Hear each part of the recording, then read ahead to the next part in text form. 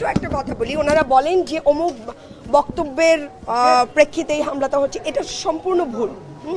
এমন কোনো বক্তব্য ছিল না, কোথাও কোনো এমন কোনো বক্তব্য দেওয়া হয় না যেটার প্রেক্ষিতে হামলা হতে পারে, এবং কেউ যদি কোনো ভুল বক্তব্য দিয়েও থাকে সেটা প্রেক্ষিতে এই সন্ত্রাসী কার্যকলাপ চালানোর অধিকার কারণে। এবং দেখেন আজকে 2 দিন ধরে তাদের সেন্ট্রালি কোনো ধরনের কোনো আওয়াজ নাই, তারা কাউকে বহিষ্কার করে নাই, কাউকে শাস্তির আওতায় আনে নাই, বরং তারা পুলিশকে নির্দেশনা দিয়েছে তোমরা চুপ থাকবে।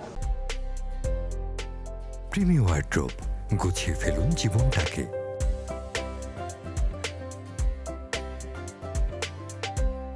এর মানে যেভাবে ইটগুলো লাগছে, মানে যেইভাবে গ্লাসটা ভাঙছে, ধরেন এইখানে এসে লাগলে স্পট ডেথ হয়ে যেত, এখানে এসে লাগলে গ্লাসটা ভাঙছে, আরেকটা ইট হলে স্পট ডেথ হয়ে যেত। তো এটার এই যে তরুণ নেতারা, আমাদের জুলাইয়ের নেতারা, এদেরকে হত্যা করতে চায়, তারেক রহমানকে এদেরকে মেরে ফেলতে চায়, এটাকে মুজিবের মতো আন্দোলনের ইয়ার পরে যে জাসদের নেতাদের মেরে ফেলছে, একইভাবে আমাদের মেরে ফেলে একার রাজত্ব কায়েম করতে চায়।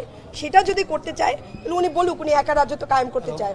এবং দেখেন, এখনো বলি, একটা দেশের প্রধানমন্ত্রী, জুলাইয়ের নেতারা এখানে হামলার শিকার হচ্ছে, হত্যাকাণ্ডের শিকার হচ্ছে, প্রায় মানে হত্যা করার জন্য হামলা হচ্ছে, ওনার কোনো প্রতিক্রিয়া নাই। এবং ছাত্রদল বিএনপি মিলে হামলা করতেছে, ওনার কোনো প্রতিক্রিয়া নাই।